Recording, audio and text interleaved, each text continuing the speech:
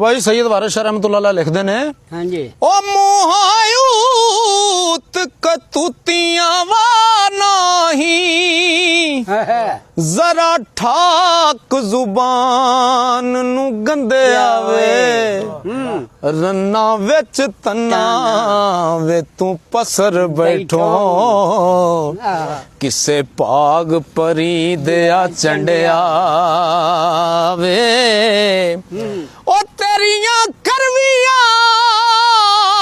छितरा साफ होसन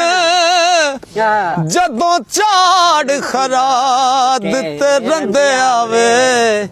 औखे वेले छड़ावसी कौन तेनू मियां वारसा रब दिया बंदे आवे।